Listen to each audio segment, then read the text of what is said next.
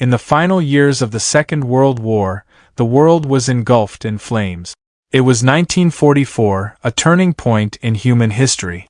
Across Europe, Soviet tanks were pushing westward, Allied forces had stormed Normandy, and the liberation of Europe had begun. But on the other side of the world, across the vast Pacific Ocean, another war burned on, darker, bloodier, and far more desperate. It was the struggle for air supremacy between the United States and Imperial Japan. Ever since Japan's surprise attack on Pearl Harbor in 1941, the Pacific had become the stage of a colossal confrontation. At first, Japan seemed unstoppable, conquering the Philippines, Indonesia, Singapore, Burma, and countless islands across the ocean. But slowly, America's overwhelming industrial power, technology, and strategy began to turn the tide. New weapons were being forged, weapons that would change the course of the war.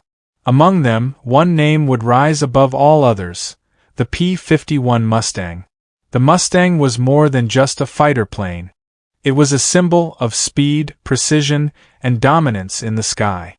Its origins dated back to 1940, when Britain, under siege by Nazi Germany, requested new aircraft from the United States. Engineers at North American Aviation accepted the challenge.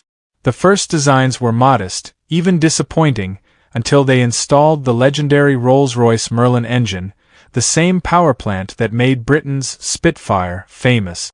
Once that engine roared to life inside the Mustang's sleek American frame, a legend was born.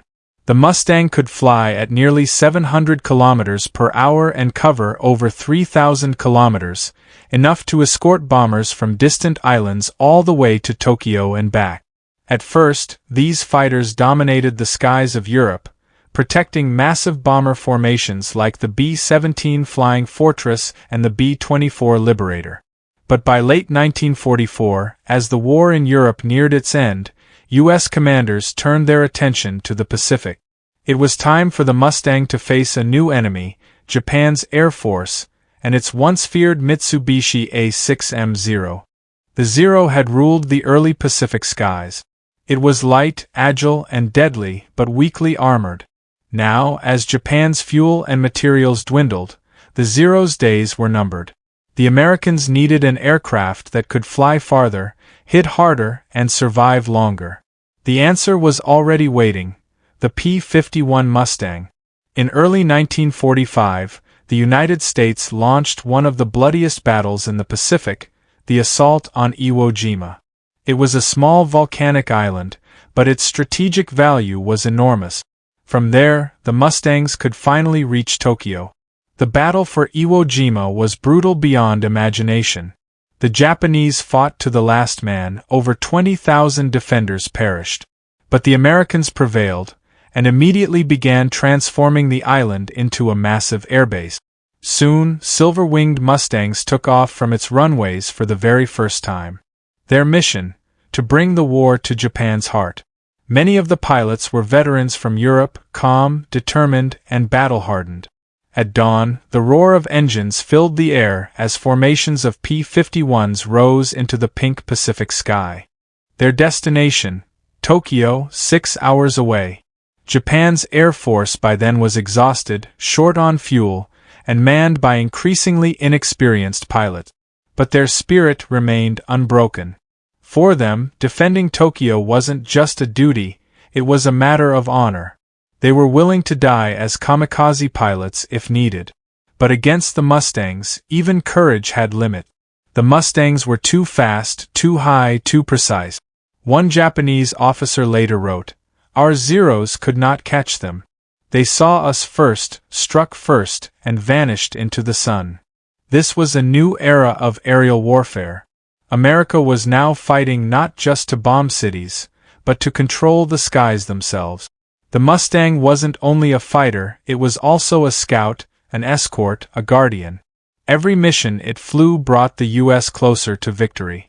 Soon, the people of Tokyo began to feel its shadow. When the Mustangs came, they came like ghosts, swift, invisible, and merciless. The Japanese began calling them angels of death in the sky. The first American raids over Tokyo shocked the entire nation. The thunder of engines woke the city before dawn.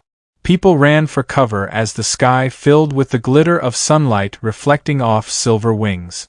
The Mustangs were not yet bombing heavily, they were preparing the ground, testing defenses.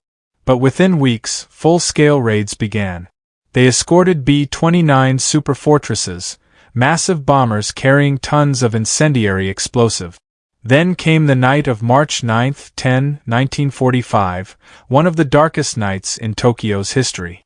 1,000 B-29s, escorted by Mustangs, unleashed a firestorm that turned the city into a sea of flames. The inferno consumed everything. From above, one Mustang pilot radioed in, "This is Red Leader. Firestorm over Tokyo. God help them down there." After that night, Japan's morale began to crumble. Their air defense was in ruins. Mustangs now ruled not only the sky, but also the minds of their enemies. The Mustang missions grew bolder. They struck trains, airfields, and supply lines. Japan tried to respond with newer planes like the Kawanishi N-1K and Ki-84 but too few were built. Fuel shortages and lack of veteran pilots doomed their efforts. Even for the Americans, each flight was perilous. Every sortie lasted 7 to 8 hours across open ocean. Many planes never returned, their wrecks vanished beneath Pacific waves. Yet their bravery turned into legend. Among the most famous pilots were Major William Shomo, who shot down 7 Japanese aircraft in one mission, and Clarence "Bud" Anderson, a seasoned ace from Europe. For them, the Mustang was more than metal, it was a part of themselves. As spring 1945 arrived, Japan's skies became a deadly arena. Tokyo, Nagoya, Osaka, Yokohama, all were bombed. Every day, the Mustangs flew higher, farther, stronger. Japan's remaining pilots were young, many barely 18 or 19 years old. They faced death with courage, but also with despair. The Americans respected their bravery, even as they fought to destroy them. One young Japanese pilot, Tadao Nakagawa, later wrote, "We saw them glinting in the sun, silver birds from another world. Before we could turn, they were already upon us, fast, silent, deadly. It was as if the sky itself had turned against us." By May 1945, Tokyo was already in ruins. But the Mustangs kept flying. Their engines echoed across the shattered capital each morning, a grim reminder that the end was near. Even as Japan prepared for suicidal kamikaze missions, the Mustangs hunted them down at sea. Each night, the pilots patrolled the dark skies over the Pacific, exhausted but resolute. They knew victory was coming, but at a terrible cost. Then, in August 1945, the world changed forever. America dropped atomic bombs on Hiroshima and Nagasaki. Japan surrendered days later. But before those fateful blasts, the Mustangs were still flying their last missions. On August 14th, over Tokyo, the radio suddenly went silent. Then a calm voice came through, "All units stand down. Japan has surrendered." A long pause. Then another pilot said softly, "We made it. It's over." And so, the sky grew quiet again. The Mustangs' mission was complete, but their story would live on forever. After the war, when peace finally came, the world was scarred, but free. The Mustangs returned home, to bases across the Pacific, to silence, to memory. Each aircraft carried its own story, and each pilot his own ghost. In Japan, the silence was heavy. The once proud Air Force lay in ruins. Yet among the ashes, a new hope began to grow, a hope for peace. After 1946, the United States distributed Mustang aircraft to allied nations, Korea, Australia, the Philippines, Turkey, and others. For years, they served as the backbone of many air forces around the world. Their sleek design and engineering became the foundation of modern aviation. From the lessons of the Mustang, engineers built the first generation of jet fighters. But for many, the Mustang remained the true king of the air. In 1949, in Tokyo, a remarkable event took place. Former Japanese and American pilots met at an international air exhibition. They shook hands, shared memories, and mourned lost comrades. One Japanese veteran said quietly, "We once hated the Mustangs because they stopped us.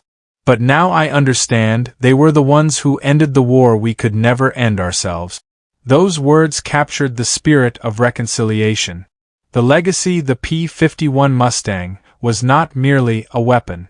It was the embodiment of human will, intelligence, and courage. It showed what mankind could build and what it could destroy. Even decades later, restored Mustangs still take to the skies in airshows, their engines roaring like echoes from the past. People look up, hear that sound, and remember. In Japan too, former pilots eventually returned to the skies, as civilians, not warriors. Some saw the Mustang again and wept, not from hate but from understanding. One former pilot said, "Every time I see a Mustang, I remember those painful years. But I also remember that humanity found peace in the end." That is the lesson the Mustang leaves us. Technology changes. Nations rise and fall. But courage, true human courage, endures forever. The roar of the Mustang has faded from the sky, but its echo remains, in the hearts of all who remember. The Mustang reminds us of both war and peace, of destruction and rebirth, of how high humankind can soar and how deeply it must value peace. This is the story of the P-51 Mustang, the fighter that ruled the skies over Tokyo and helped humanity find its way back to peace.